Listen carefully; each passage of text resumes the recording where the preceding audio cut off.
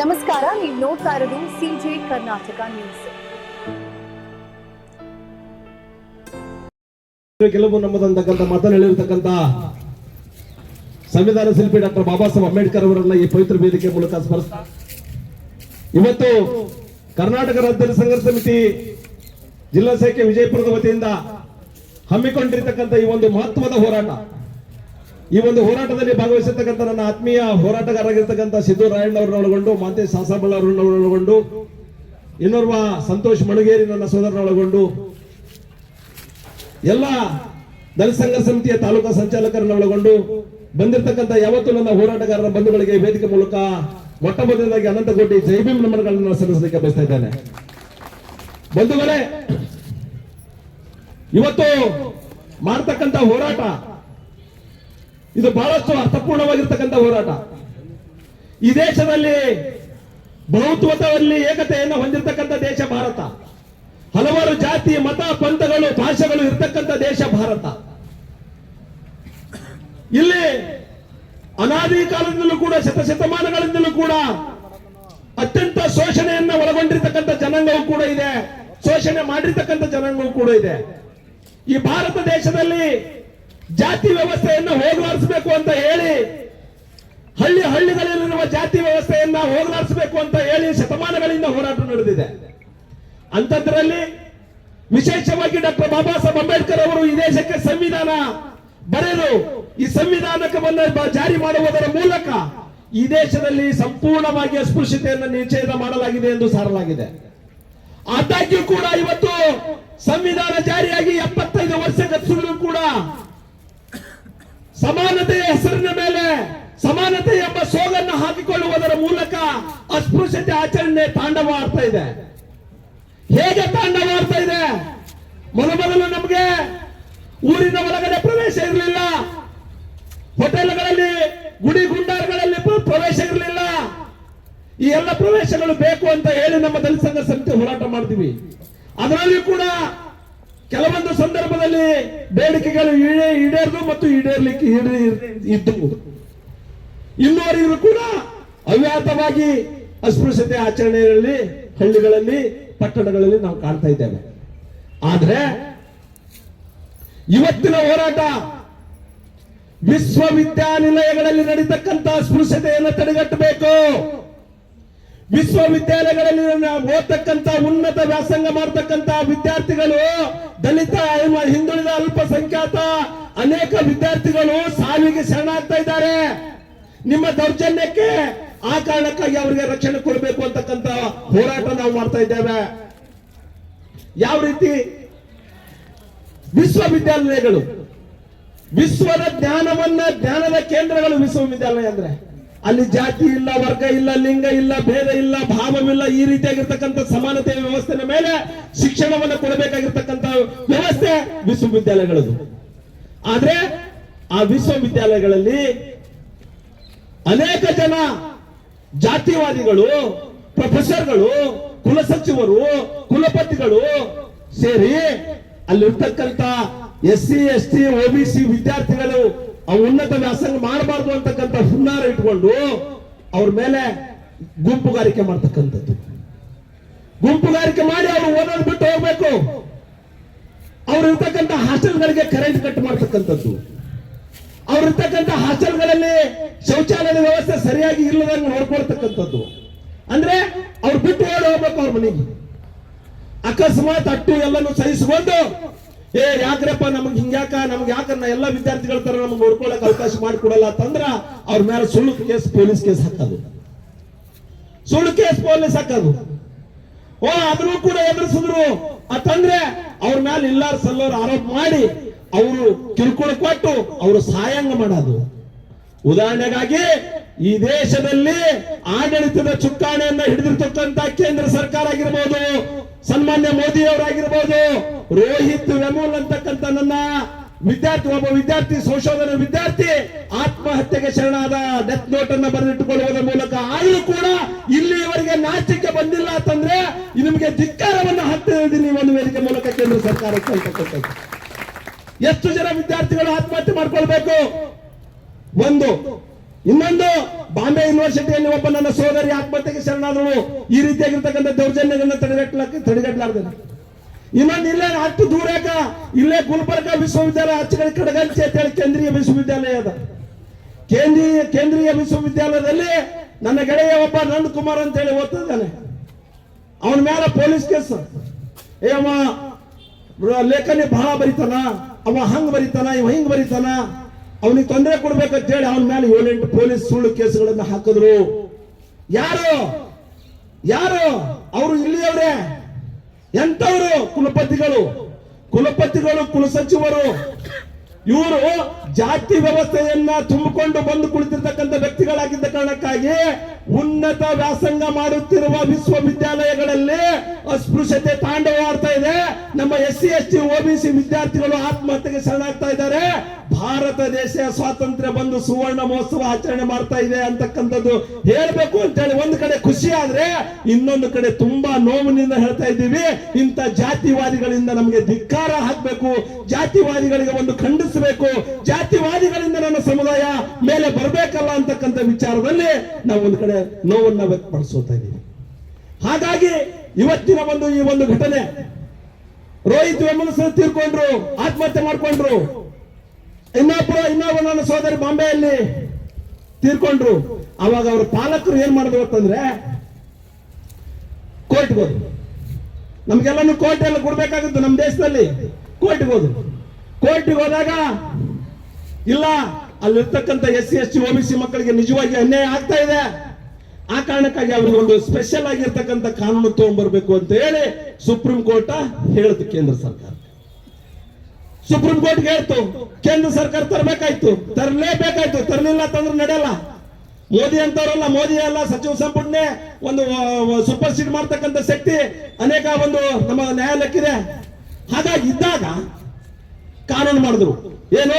SC ST OBC ವಿದ್ಯಾರ್ಥಿಗಳಿಗೆ ಒಂದು ಬಿಗುವಿನಿಂದ ಇರ್ತಕ್ಕಂಥ, ಅಕಸ್ಮಾತ್ ಅವ್ರ ಮೇಲೆ ದೌರ್ಜನ್ಯ ಮಾಡಿದ್ರೆ ಅವರಿಗೆ ಒಂದಿಷ್ಟು ಕಠಿಣ ಶಿಕ್ಷೆ ಕೊಡಬೇಕು ಅಂತಕ್ಕಂಥ ಕಾನೂನನ್ನ 2026 ಫೆಬ್ರವರಿ 13 ತಂದ್ರು. ಮೊನ್ನೆ ಏನು ಈ ಹಂಗ SC ST ಕಾಯ್ದೆ, ಅಟ್ರಾಸಿಟಿ ಕಾಯ್ದೆ ಅಲ್ಲ, ಹಂಗ ಯೂನಿವರ್ಸಿಟಿ ಒಳಗೆ ಓದ್ತಕ್ಕಂಥ ವಿದ್ಯಾರ್ಥಿಗಳಿಗೆ ಏನಾದ್ರೂ ತೊಂದರೆ ಮಾಡಿದ್ರೆ ಅವ್ರಿಗೆ ಜೈಲಿಗೆ ಕಟ್ಟತಕ್ಕಂಥ ಕೆಲಸ ಆಗ್ಬೇಕು ಅಂತ ಹೇಳಿ 2026 ಸುಪ್ರೀಂ ಕೋರ್ಟ್ ಹೇಳೋ ಮೂಲಕ ಇದೇ ಮೋದಿ ಸರ್ಕಾರ ಖುಷಿ ಪಟ್ಟೆವು. ಮೋದಿ ಸರ್ಕಾರ, ಕೇಂದ್ರ ಸರ್ಕಾರ ಮಾಡಿರ್ತಕ್ಕಂಥ UGC ನಿಯಮಾವಳಿಗಳನ್ನ ಜಾರಿಗೆ ತರಲಿಕ್ಕೆ ಮಾಡಿರ್ತಕ್ಕಂಥ ವ್ಯವಸ್ಥೆಗೆ ದಲಿತ ಸಂಘರ್ಷ ಸಮಿತಿ ಈ ಒಂದು ಕೇಂದ್ರ ಸರ್ಕಾರಕ್ಕೆ ತುಂಬ ಹೃದಯದ ಅಭಿನಂದನೆ ಸಲ್ಲಿಸುತ್ತದೆ. ಆದರೆ ಒಂದು ಕಡೆ ಬಹುಮಾನ ಕೊಟ್ಟಂಗ ಮಾಡಿ, ಒಂದು ಕಡೆ ರಕ್ಷಣೆ ಕೊಟ್ಟಂಗ ಮಾಡಿ, ಅದೇ ಬಿಜೆಪಿಯ ಅನೇಕ ಜನ ನಾಯಕರುಗಳು ರಾಜೀನಾಮೆ ಕೊಟ್ಟು, ತಮ್ಮ ಹುದ್ದೆಗೆ ರಾಜೀನಾಮೆ ಕೊಟ್ಟು ಬೀದಿಗಿಳಿದು ಹೋರಾಟ ಮಾಡಿ ಅದೇ ಒಂದು ನೀತಿಯ ವಿರುದ್ಧ ಸುಪ್ರೀಂ ಕೋರ್ಟ್ಗೆ ಹೋಗಿ ತಡೆಯಾಜ್ಞೆ ತಂದಿರ್ತಕ್ಕಂಥದ್ದು ಬಿಜೆಪಿಗರ ಕ್ರಮ.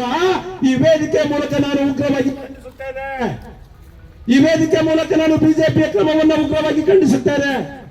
ಹಾಗಾಗಿ ಕೇಂದ್ರ ಸರ್ಕಾರ ನಿಜವಾಗಿ ದೇಶ ಆಳಬೇಕು, ಎಲ್ಲರನ್ನ ಒಂದು ಅಂತೇಳಿ ನಡೆಸ್ಕೊಂಡು ಹೋಗ್ತಕ್ಕಂಥ ಮನಸ್ಥಿತಿ ಮೋದಿ ಅವರ ಹತ್ರ ಏನಾದ್ರೂ ಇದ್ದರೆ ತಂದಿರ್ತಕ್ಕಂಥ ತಡೆಯಾಜ್ಞೆಯನ್ನ ತೆರವುಗೊಳಿಸಬೇಕು.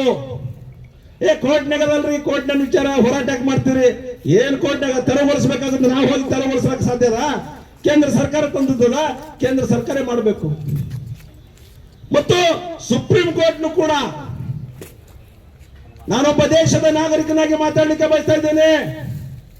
ಸುಪ್ರೀಂ ಕೋರ್ಟಿನ ವಿಚಾರವನ್ನ ನಾನು ಮಾತಾಡಲಿಕ್ಕೆ ಹಕ್ಕಿದೆ ನನಗೆ. ಸುಪ್ರೀಂ ಕೋರ್ಟ್ ಈ SC ST OBC ವಿದ್ಯಾರ್ಥಿಗಳ ಹಕ್ಕುಗಳ ರಕ್ಷಣೆಗಾಗಿ ತಡೆಯಾಜ್ಞೆ ಕೊಟ್ಟಿರಿ. ನೀವುಗಳು ಕೂಡ ಕೇಂದ್ರ ಸರ್ಕಾರದ ಕೈಗೊಂಬೆಯಾಗಿ ಕೆಲಸ ಮಾಡ್ತಾ ಇದೆ ಸುಪ್ರೀಂ ಕೋರ್ಟ್ ಅಂತಕ್ಕಂಥ ಅನುಮಾನ ಕಾಡ್ತಾ ಇದೆ ನನಗೆ. ಯಾಕೆ ಅನುಮಾನ ಕಾಡ್ತಾ ಇದೆ?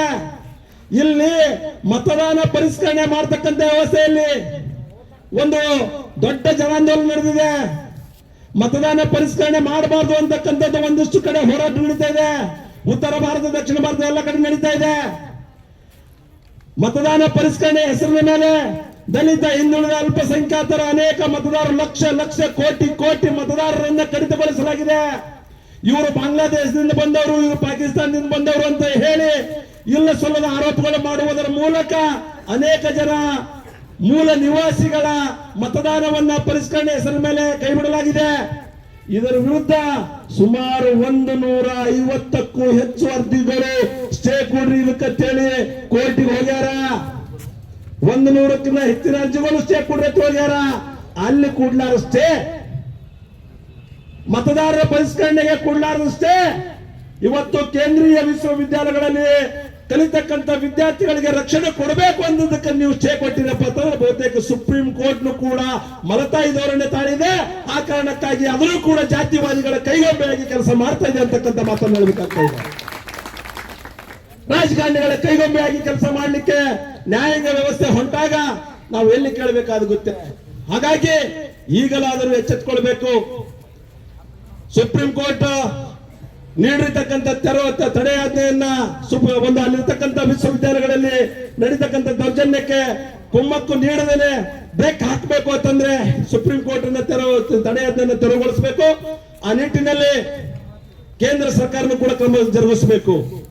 ಮುಂದುವರೆದು ಕರ್ನಾಟಕ ಏನು ನಾವೇನು ಸುಮ್ಮನೆ ಇಲ್ಲ, ನಮ್ಮ ಕರ್ನಾಟಕ ರಾಜ್ಯ ಸರ್ಕಾರದವ್ರನ್ನು ಕೂಡ ನಾವೇನು ಸುಮ್ಮನೆ ಕೂಡ್ತೀವಿ ಅಂತ ತಿಳ್ಕೊಬರ್ತಕ್ಕಾಗಿಲ್ಲ. ರೋಹಿತ್ ವೆಮೋಲ್ ಅಂತಕ್ಕಂಥ ನಮ್ಮ ನಾಯಕ, ಒಬ್ಬ ಹೋರಾಟಗಾರ, ಒಬ್ಬ ವಿಶ್ವವಿದ್ಯಾಲಯದ ಸಂಶೋಧನಾ ವಿದ್ಯಾರ್ಥಿ ಆತ್ಮಹತ್ಯೆ ಮಾಡಿಕೊಂಡಾದ ನಂತರ ಕೆಲವೊಂದು ಸೌಕರ್ಯಗಳು ಬೇಕು ಯೂನಿವರ್ಸಿಟಿಗಳಲ್ಲಿ ಅಂತ ಹೇಳಿ ಒಂದು ರೋಹಿತ್ ವೆಮೋಲ್ ಅಂತಕ್ಕಂಥ ಕಾನೂನು ಜಾರಿಗೆ ತರಬೇಕು ಅಂತ ಹೇಳಿ ಚಿಂತನೆ ನಡೆದಿದೆ. ಆ ರೋಹಿತ್ ವೆಮೋಲ್ ಅಂತಕ್ಕಂಥ ಕಾನೂನನ್ನ ಅತಿ ಶೀಘ್ರದಲ್ಲಿ ಕರ್ನಾಟಕ ಸರ್ಕಾರ ಜಾರಿಗೆ ತರಬೇಕು. ಕೇವಲ ಕೇಂದ್ರ ಸರ್ಕಾರದ ಕಡೆಗೆ ಬಟ್ಟು ಮಾಡ್ತಾ ತೋರಿಸ್ತಾ ಕೇವಲ ಒಂದು ಕೇಂದ್ರ ಸರ್ಕಾರದ ಮೇಲೆ ಬಟ್ಟು ಮಾಡಿ ತೋರಿಸಲಾರ್ದೇನೆ ನಮ್ಮ ಕರ್ನಾಟಕ ಸರ್ಕಾರನು ಕೂಡ ಇಲ್ಲಿರ್ತಕ್ಕಂಥ SC ST OBC ವಿದ್ಯಾರ್ಥಿಗಳಿಗೆ ಹೆಚ್ಚಿನ ಗಮನವನ್ನು ಕೊಡಬೇಕು. ಆ ಕಾರಣಕ್ಕಾಗಿ ರೋಹಿತ್ ವೆಮೋಲ್ ಕಾನೂನನ್ನು ಜಾರಿಗೆ ತರಬೇಕು ಅಂತ ಹೇಳಿ ಈ ವೇದಿಕೆ ಮೂಲಕ ನಾವು ಆಗ್ರಹ ಮಾಡ್ತಾ ಇದ್ದೇವೆ. ಹಾಗಾಗಿ ಈ ರೀತಿಯಾಗಿರ್ತಕ್ಕಂಥ ತಾರತಮ್ಯ ಒಂದು ಊರಲ್ಲಿ ನಡೆದಿದ್ರೆ ಸಹಿಸಿಕೊಂಡೇವು, ಒಂದು ಗುಡಿ ಗೋಪುರಗಳಲ್ಲಿ ನಡೆದರೆ ಸಹಿಸಿಕೊಂಡೇವು, ಒಂದು ಜಾತ್ರೆ ಕೇಂದ್ರಗಳಲ್ಲಿ ನಡೆದರೆ ಸಹಿಸಿಕೊಂಡೇವು ಇಲ್ಲಿ ತನ 70 ವರ್ಷ ಆದರೂ ಕೂಡ. ಆದ್ರೆ ಉನ್ನತ ವ್ಯಾಸಂಗ ಮಾಡ್ತಕ್ಕಂಥ ವಿಶ್ವವಿದ್ಯಾನಿಲಯಗಳಲ್ಲಿ ಅಸ್ಪೃಶ್ಯತೆ ಆಚರಣೆ ಮಾಡ್ತಕ್ಕಂಥದ್ದು ಅತ್ಯಂತ ಅಮಾನೀಯವಾಗಿರ್ತಕ್ಕಂಥದ್ದು. ಅದನ್ನ ಖಂಡಿಸಲೇಬೇಕಾಗಿದೆ. ಆ ಕಾರಣಕ್ಕಾಗಿ ದಲಿತ ಸಂಘರ್ಷ ಸಮಿತಿ ಉಗ್ರವಾಗಿ ಖಂಡಿಸುವುದರ ಮೂಲಕ ಇವತ್ತು ಜಿಲ್ಲಾಧಿಕಾರಿಗಳ ಮುಖಾಂತರ ಮಾನ್ಯ ರಾಷ್ಟ್ರಪತಿಗಳಿಗೆ ಮತ್ತು ರಾಜ್ಯಪಾಲರುಗಳಿಗೆ ಮನವಿ ಕೊಡ್ತಕ್ಕಂಥ ಕೆಲಸವನ್ನು ನಾವು ಮಾಡ್ತಾ ಇದ್ದೀವಿ ಅಂತಕ್ಕಂಥ ವಿಚಾರವನ್ನ ಈ ವೇದಿಕೆ ಮೂಲಕ ಹೇಳ್ತಾ ಇಲ್ಲಿಯವರೆಗೆ ಬಂದು ಒಂದೊಂದು ಮಾತು ಹೇಳ್ತಾ ಇದ್ದೀನಿ. ನಾನು ಇಂಥ ಸುಡು ಬಿಸಿಲಿನಲ್ಲಿ ನಾವು ಎಷ್ಟು ಜನ ಕೂಡಿದೀವಿ ಅಂತ ಹೇಳಿ ನಾವು ತಲೆ ಎಣಿಕೆ ಮಾಡ್ಕೊಂಡು ನಾವೇನು ಇಲ್ಲಿ ಪ್ರಧಾನಮಂತ್ರಿ ಹುದ್ದೆ ತಪ್ಪಿಸ್ಕೊಳ್ಳೋಕೆ ನಿಂತಿಲ್ಲ, ಪ್ರಧಾನ ಮತ್ತು ಮುಖ್ಯಮಂತ್ರಿ ಹುದ್ದೆ ತಪ್ಪಿಸ್ಕೊಳ್ಳೋಕೆ ನಿಂತಿಲ್ಲ. ನಾವು ಎಷ್ಟು ಜನ ಕೂಡಿವಿ ಅನ್ನೋದು ಮುಖ್ಯ ಅಲ್ಲ, ಯಾವ ವಿಷಯವನ್ನ ಮಾತಾಡ್ತಾ ಇದ್ದೀವಿ, ಯಾವ ವಿಷಯವನ್ನ ಖಂಡಿಸ್ತೀವಿ ಅನ್ನೋದನ್ನ ಮೇಲೆ ಕುಳಿತಿರ್ತಕ್ಕಂಥ ವ್ಯಕ್ತಿಗಳು ತಿಳ್ಕೋಬೇಕು. ಆವಾಗ ಮಾತ್ರ ನೀವು ನಿಜವಾದ ತಾಯಿ ಹಾಲು ಕುಡಿದವರು ಬದುಕಿದವರು, ಇಲ್ಲ ನಾಯಿ ಹಾಲು ಕುಡಿದು ಬದುಕಿದವರು ಅಂತ ಹೇಳ್ತೀನಿ ನಾನು. ಅವ್ರು ಮೋದಿ ಆಗಿರ್ಬೋದು, ಇನ್ನೊಬ್ಬ ದೇಶದ ಮುಖ್ಯಸ್ಥ ಯಾರೇ ಆಗಿರ್ಬೋದು, ನಾವು ಎಷ್ಟು ಜನ ಕೂಡಿವಿ ಅನ್ನೋದು ಲೆಕ್ಕ ಹಾಕಬೇಡ್ರಿ. ನಾವು ಯಾವ ವಿಷಯ ಮಾತಾಡ್ತೀವಿ ಅನ್ನೋದ್ರ ಬಗ್ಗೆ, ವಿಷಯದ ಬಗ್ಗೆ ಗಂಭೀರವಾದ ಚಿಂತನೆ ಇರಲಿ ಅಂತಕ್ಕಂಥ ವಿಚಾರವನ್ನ ಈ ವೇದಿಕೆ ಮೂಲಕ ನಾನು ಹೇಳ್ತಾ, ಇಲ್ಲಿಯವರೆಗೆ ಬಂದು ನನ್ನ ಹೋರಾಟದಲ್ಲಿ ಭಾಗವಹಿಸಿರ್ತಕ್ಕಂಥ ಯಾವತ್ತು ನನ್ನ ಕ್ರಾಂತಿಯ ಕಿಡಿಗಳಿಗೆ, ಯಾಕಂದ್ರೆ ನಾವು ಜನ ಕೂಡಿಸ್ಬೇಕಾದ್ರೆ ಸಾಮಾನ್ಯ ಕೂಡಿಸಲು ನಾವು ಬಿಜಾಪುರ ಹೊಡ್ಕೊಂಡು ಕೊಟ್ಟು ಕೂಡಿಸ್ತೀವಿ ಅನ್ನೋ ಶಕ್ತಿ ನಮ್ಮ ಹಿಂದಿನ ಇತಿಹಾಸದಿಂದ ಗೊತ್ತದ. ಇದು ಸಾಂಕೇತಿಕವಾಗಿ 2-3 ದಿನದೊಳಗೆ ನಾವು ಮಾಡಬೇಕಾದ ಕೂಡ ನಮಗೆ ನೂರಾರು ಸಂಖ್ಯೆಯಲ್ಲಿ ನನ್ನ ಯುವಕರು ಬಂದಿದ್ದೀರಿ. ಆ ಕಾರಣಕ್ಕಾಗಿ ನಿಮ್ಮೆಲ್ಲರಿಗೂ ಕೂಡ ದಲಿತ ಸಂಘ ಸಮಿತಿಯ ಪರವಾಗಿ ತುಂಬ ಅಭಿನಂದನೆಗಳನ್ನು ಸಲ್ಲಿಸ್ತಾ ನಾನು ಮಾತನ್ನು ಮುಗಿಸ್ತಾ ಇದ್ದಾರೆ. ಜೈ ಭೀಮ್, ಜೈ ಪ್ರಬುದ್ಧ ಭಾರತ್. ಮಾನ್ಯ ಪ್ರಧಾನಮಂತ್ರಿಗಳು, ಕೇಂದ್ರ ಸರ್ಕಾರ ಹೊಸದೆಹಲಿ ನವದೆಹಲಿಯವರಿಗೆ, ಮಾನ್ಯ ಜಿಲ್ಲಾಧಿಕಾರಿಗಳು ವಿಜಯಪುರ ಇವರ ಮೂಲಕ ವಿಷಯ ವಿಶ್ವವಿದ್ಯಾಲಯ ಧನಸಹಾಯ ಆಯೋಗ UGC SC ST ಮತ್ತು OBC ವಿದ್ಯಾರ್ಥಿಗಳಿಗೆ ಸಮಾನ ಪ್ರೋತ್ಸಾಹಿಸಲು ತಂದಿರುವ ನಿಯಮಾವಳಿಗಳನ್ನು ಕೂಡಲೇ ಜಾರಿಗೊಳಿಸಬೇಕೆಂದು ಒತ್ತಾಯಿಸಿ ಮನವಿ. ಸಂವಿಧಾನದ ಕಾರಣಕ್ಕಾಗಿ ಸಮಾಜಮುಖಿಯಾಗಿ ಬದುಕಲು ಅವಕಾಶ ಮತ್ತು ಮಾನವ ಹಕ್ಕುಗಳು ಬಹು ಸಮುದಾಯಗಳಿಗೆ ಲಭಿಸಿದೆ. ಶಿಕ್ಷಣದ ಮೂಲಕ ಶತಮಾನದ ಜಾತಿ, ಲಿಂಗ, ವರ್ಗ ತಾರತಮ್ಯದಂತ ದಾರಿದ್ರ್ಯಗಳಿಂದ ಬಿಡುಗಡೆ ಬಯಸಿದ ಕನಸಿನ ಹೃದಯಗಳಾದ ದಲಿತ, ಹಿಂದುಳಿದ, ಬುಡಕಟ್ಟು ಸಮುದಾಯದ ವಿದ್ಯಾರ್ಥಿ ಸಮೂಹಗಳು ಸಂವಿಧಾನ ಜಾರಿಯಾಗಿ 75 ವರ್ಷಗಳ ಸಂದರ್ಭದಲ್ಲಿ ವ್ಯಾಕುಲಗೊಂಡಿವೆ. ವಿಶ್ವವಿದ್ಯಾಲಯಗಳಲ್ಲಿ ಜಾತಿ ತಾರತಮ್ಯದ ಕಾರಣಕ್ಕಾಗಿ ಜಾತಿ ತಾರತಮ್ಯದ ಸುಳಿಗಾಳಿಗೆ ಸಿಕ್ಕು ಪ್ರತಿ ಕ್ಷಣವೂ ನರಳುತ್ತಿವೆ. ಕೋಮುವಾದಿ, ಜಾತಿವಾದಿ, RSS ಹಾಗೂ ABP ಸಂಘಟನೆಗಳು ವಿಶ್ವವಿದ್ಯಾಲಯದಲ್ಲಿ ನಡೆಸುತ್ತಿರುವ ಸಮಾಜ ದೇಶ ವಿರೋಧಿ ಚಟುವಟಿಕೆಗಳು ವಿಶ್ವವಿದ್ಯಾಲಯದ ಸದುದ್ದೇಶವನ್ನೇ ಮಣ್ಣುಪಾಲು ಮಾಡುತ್ತಿವೆ. ಕೆಲವು ಜಾತಿವಾದಿ, ಕೋಮುವಾದಿ, ಜಾತಿವಾದಿ ಹಿನ್ನೆಲೆಯ ಕುಲಪತಿಗಳು, ಕುಲಸಚಿವರು, ಪ್ರಾಧ್ಯಾಪಕರು ಶೋಷಿತ ಸಮುದಾಯಗಳ ವಿದ್ಯಾರ್ಥಿಗಳನ್ನು ಗುರಿಯಾಗಿಸಿಕೊಂಡು ಕಿರುಕುಳ ನೀಡಿ ಆತ್ಮಹತ್ಯೆಗೆ ಪ್ರೇರಣೆ ನೀಡುವುದರ ಮುಖೇನವಾಗಿ ಸಾಂಸ್ಥಿಕ ಹತ್ಯೆಯನ್ನು ಮಾಡುತ್ತಿರುವಂತದ್ದು. ಇಂತಹ ಘಟನೆಗಳ ಭಾಗವೇ 2016ರಲ್ಲಿ ಹೈದರಾಬಾದಿನ ಕೇಂದ್ರೀಯ ವಿಶ್ವವಿದ್ಯಾಲಯದ ಪ್ರತಿಭಾವಂತ ಸಂಶೋಧನಾ ವಿದ್ಯಾರ್ಥಿ ಸಾಂಸ್ಥಿಕ ಹತ್ಯೆಗೆ ಗುರಿಯಾದ ರೋಹಿತ್ ವೆಮುಲ್, 2019ರಲ್ಲಿ ಮುಂಬೈನ ವೈದ್ಯಕೀಯ ವಿದ್ಯಾರ್ಥಿನಿಯಾದ ಪಾಯಲ್, ಇದೇ ರೀತಿ 2013ರಲ್ಲಿ ಬಾಂಬೆ ವಿದ್ಯಾರ್ಥಿ ದರ್ಶನ್ ಸೋಳಂಕಿ, ಹೀಗೆ ಸಾಂಸ್ಥಿಕ ಹತ್ಯೆಗಳ ಪಟ್ಟಿ ಬೆಳೆಯುತ್ತಾ ಹೋಗುತ್ತದೆ. ಇದುವರೆಗಿನ ದಲಿತ ಮತ್ತು ಬುಡಕಟ್ಟು ಹಿಂದುಳಿದ ವರ್ಗಗಳ ವಿದ್ಯಾರ್ಥಿಗಳ ಸಾಂಸ್ಥಿಕ ಹತ್ಯೆಯನ್ನು ಗಮನಿಸಿದರೆ ಆಶ್ಚರ್ಯವಾಗುತ್ತದೆ. 2007ರಿಂದ 2011 ಅಂದರೆ ಈ 4 ವರ್ಷಗಳಲ್ಲಿಯೇ 20 ದಲಿತ ವಿದ್ಯಾರ್ಥಿಗಳು ಜಾತಿ ದೌರ್ಜನ್ಯದ ಕಾರಣಕ್ಕಾಗಿ ಆತ್ಮಹತ್ಯೆ ಅಂದ್ರೆ ಸಾಂಸ್ಥಿಕ ಹತ್ಯೆ ಮಾಡಿಕೊಂಡಿದ್ದಾರೆ. ಕೇಂದ್ರ ಸರ್ಕಾರವೇ ಸುಪ್ರೀಂ ಕೋರ್ಟ್ಗೆ ಸಲ್ಲಿಸಿರುವ ಅಂಕಿಅಂಶಗಳ ಪ್ರಕಾರ IIT, IIM, NIT ಶಿಕ್ಷಣ ಸಂಸ್ಥೆಗಳಲ್ಲಿ 112 ವಿದ್ಯಾರ್ಥಿಗಳು ಆತ್ಮಹತ್ಯೆ ಮಾಡಿಕೊಂಡಿದ್ದಾರೆ ಎಂದು ತಿಳಿದಿದೆ. ಇದು ಸರ್ಕಾರದ ಅಧಿಕೃತ ದಾಖಲೆಯಾಗಿದೆ.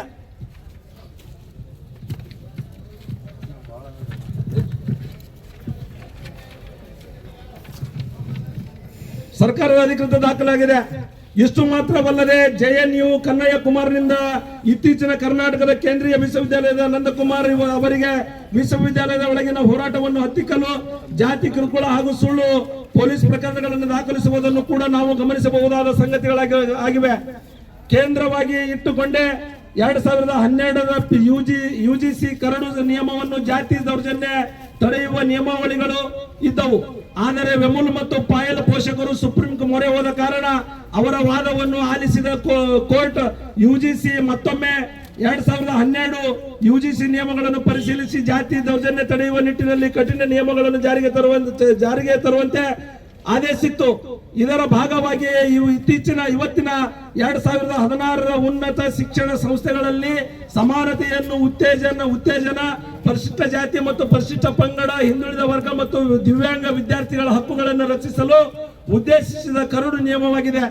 ಆದರೆ ಈಗ ಈ ನಿಯಮದ ವಿರುದ್ಧ ಸಾಮಾನ್ಯ ವರ್ಗ ಅಂದರೆ ಬ್ರಾಹ್ಮಣ ಮತ್ತು ಬನಿಯಾ ವರ್ಗದವರು, ಮೇಲ್ಜಾತಿ ವಿದ್ಯಾರ್ಥಿಗಳು ಹಾಗೂ ಕೇಂದ್ರ ಬಿಜೆಪಿ ಸರ್ಕಾರದ ಅನೇಕ ಪದಾಧಿಕಾರಿಗಳು ತಮ್ಮ ಸ್ಥಾನಕ್ಕೆ ರಾಜೀನಾಮೆ ಸಲ್ಲಿಸಿ ಉತ್ತರ ಭಾರತದಾದ್ಯಂತ ಹೋರಾಟಕ್ಕೆ ಇಳಿದಿದ್ದಾರೆ. ಶೋಷಿತ ವರ್ಗಗಳ ಶೋಷಿತ ಸಮುದಾಯದ ಸಂವಿಧಾನಬದ್ಧ ಹಕ್ಕುಗಳು ಜಾರಿಯಾಗುತ್ತಿರುವ ಸಂದರ್ಭದಲ್ಲಿ ವಿರೋಧ ವ್ಯಕ್ತಪಡಿಸುವುದು ಇದೇ ಮೊದಲಲ್ಲ. ಈ ಹಿಂದೆಯೂ ಕೂಡ 1979ರಲ್ಲಿ ಹಿಂದುಳಿದ ವರ್ಗದ ಹಿತ ಕಾಯಲು ತಂದಂತ ಮಂಡಲ ಆಯೋಗದ ವಿರುದ್ಧ ಹಿಂಸಾತ್ಮಕ ಹೋರಾಟವನ್ನು ಮಾಡಿದ್ದು ಇತಿಹಾಸದ ಸಾಕ್ಷಿಯಾಗುತ್ತದೆ. ಅಂದಿನ ಮನುವಾದಿ ಪರಂಪರೆಯ ಸಂವಿಧಾನ ವಿರೋಧಿ ಹಾಗೂ ದಲಿತ ಹಿಂದುಳಿದ ಮಹಿಳೆಯರ ಹಕ್ಕುಗಳ ಸಹಿಸದ ಪಳುವಳಿಕೆ ಇಂತಹ ಇವತ್ತು ಬೀದಿಗಳಿದ UGC 2026 ಕರಡು ವಿರುದ್ಧ ಷಡ್ಯಂತ್ರ ರೂಪಿಸುತ್ತಿರುವುದು. ಇಷ್ಟೆಲ್ಲ ನಾಟಕೀಯ ಬೆಳವಣಿಗೆಯ ಮಧ್ಯೆ ಘನ ಉಚ್ಚ ನ್ಯಾಯಾಲಯ ಈ 2026ರ UGCಗೆ ತಂದ ನಿಯಮಕ್ಕೆ ತಡೆ ನೀಡಿದೆ. ದುರಂತವೆಂದರೆ ದೇಶದಲ್ಲಿ SIR ನಂತಹ ಗಂಭೀರವಾದ ಪ್ರಕರಣಗಳನ್ನು ಒಳಗೊಂಡು ಅನೇಕ ಸಂಗತಿಗಳ ಬಗ್ಗೆ ಜಾಣ ನಡೆಯನ್ನು ಅನುಸರಿಸುವ ಸುಪ್ರೀಂ ಕೋರ್ಟ್ ಸ್ವತಃ ಸರ್ಕಾರವೇ ಸಲ್ಲಿಸಿರುವ ಜಾತಿ ತಾರತಮ್ಯ ಹಾಗೂ ದೌರ್ಜನ್ಯಗಳ ಕಾರಣಕ್ಕಾಗಿ ಸಾಂಸ್ಥಿಕ ಹತ್ಯೆಗಳ ಅಂಕಿಅಂಶಗಳನ್ನು ಪರಿಗಣಿಸದೆ UGC ಆದೇಶಕ್ಕೆ ತಡೆ ನೀಡಿರುವುದು ಅನೇಕ ಅನುಮಾನಗಳಿಗೆ ಎಡೆಮಾಡಿಕೊಟ್ಟಿದೆ. ವಿಶ್ವವಿದ್ಯಾಲಯಗಳನ್ನು ಜಾತಿವಾದಿಗಳ, ಕೋಮುವಾದಿಗಳ ಮತಾಂತರ ಪ್ರಯೋಗ ಶಾಲೆಗಳನ್ನಾಗಿ ರೂಪಿಸಲು ಹೊರಟಿರುವುದು ಬೌದ್ಧಿಕ ದಾರಿದ್ರ್ಯತನವಾದ ವಿದ್ಯಾರ್ಥಿಗಳು ಸರ್ವ ಜನಾಂಗದ ಶಾಂತಿಯ ತೋಟದಂತೆ ಬಹುತ್ವ ಭಾರತದ ಮೌಲ್ಯಾಧಾರಿತ ವಾತಾವರಣದಲ್ಲಿ ಎಲ್ಲ ಜಾತಿ ಸಮುದಾಯದ ವಿದ್ಯಾರ್ಥಿಗಳು ಜಾತಿ ದೌರ್ಜನ್ಯ ಮುಕ್ತವಾಗಿ ವಿದ್ಯೆಯನ್ನು ಕಲಿಯುವುದಕ್ಕೆ ಅವಕಾಶ ಕಲ್ಪಿಸುವ ಸಲುವಾಗಿ ಹಾಗೂ ಬಹು ಪ್ರಧಾನವಾಗಿ ಈ ದೇಶಕ್ಕೆ SC ST ಸಮುದಾಯದ ವಿದ್ಯಾರ್ಥಿಗಳು ನಿರ್ಭಯವಾದ ಶೈಕ್ಷಣಿಕ ವಾತಾವರಣವನ್ನು ವಿಶ್ವವಿದ್ಯಾಲಯಗಳಲ್ಲಿ ನಿರ್ಮಿಸಬೇಕಾದರೆ ರಾಜ್ಯ ಮತ್ತು ಕೇಂದ್ರ ಸರ್ಕಾರವು ರೋಹಿತ್ ವೆಮುಲ್ ಕಾಯ್ದೆಯನ್ನು ತಡ ಮಾಡದೆ ಕಡ್ಡಾಯವಾಗಿ ಜಾರಿ ಮಾಡಬೇಕು. ಕಾರಣ ಇಂದಿನ ವಿಶ್ವವಿದ್ಯಾಲಯಗಳು ಶೈಕ್ಷಣಿಕ ವಾತಾವರಣವು ಕೋಮುವಾದೀಕರಣಕ್ಕೆ ಒಳಗಾಗಿವೆ. ಜಾತಿವಾದಿ ಅಹಂಕಾರವನ್ನು ನಾಶ ಮಾಡದ ಹೊರತು ಭಾರತ ವಿಶ್ವವಿದ್ಯಾಲಯಗಳಿಗೆ ಮತ್ತು ದಲಿತ ಹಿಂದುಳಿದ ಬುಡಕಟ್ಟು ಸಮುದಾಯಗಳಿಗೆ ಭವಿಷ್ಯವಿಲ್ಲ. SC ಮತ್ತು ST ವಿದ್ಯಾರ್ಥಿಗಳ ಮೇಲೆ ವಿಶ್ವವಿದ್ಯಾಲಯಗಳಲ್ಲಿ ಧರ್ಮ ಜಾತಿ ಹೆಸರಿನಲ್ಲಿ ನಡೆಯುತ್ತಿರುವ ಕಿರುಕುಳ ದೌರ್ಜನ್ಯವನ್ನು ತಡೆಗಟ್ಟಲು ವಿಶ್ವವಿದ್ಯಾಲಯಗಳ ಧನಸಹಾಯ ಆಯೋಗ ತಂದಿರುವ ನಿಯಮಗಳನ್ನು ಕರ್ನಾಟಕ ರಾಜ್ಯ ದಲಿತ ಸಂಘರ್ಷ ಸಮಿತಿ ಸ್ವಾಗತಿಸುತ್ತದೆ. SC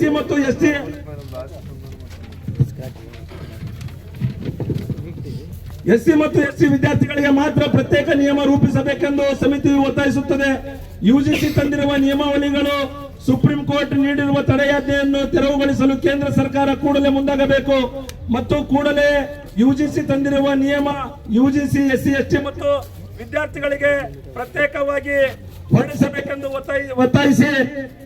ಒತ್ತಾಯಿಸಿ ಕರ್ನಾಟಕ ರಾಜ್ಯ ಸಂಘರ್ಷ ಸಮಿತಿ ರಾಜ್ಯದಾದ್ಯಂತ ಜಿಲ್ಲಾ ಕೇಂದ್ರಗಳಲ್ಲಿ ದಿನಾಂಕ 9/2/2026 ಬೆಳಗ್ಗೆ 11:30 ಗಂಟೆಗೆ ಜಿಲ್ಲಾಧಿಕಾರಿಗಳ ಕಚೇರಿ ಎದುರಿಗೆ ಪ್ರತಿಭಟನೆ ಮೆರವಣಿಗೆ ಧರಣಿ ನಡೆಸಿ ಮಾನ್ಯ ಪ್ರಧಾನಮಂತ್ರಿಗಳಿಗೆ ಹಾಗೂ ಕೇಂದ್ರ ಮಾನವ ಎರಡು ಮಾತನ್ನು ಹೇಳಬೇಕು ಅಂತ ವಿನಂತಿ. ಎಲ್ಲರಿಗೂ ನಮಸ್ಕಾರ. ಕರ್ನಾಟಕ ರಾಜ್ಯ ದಲಿತ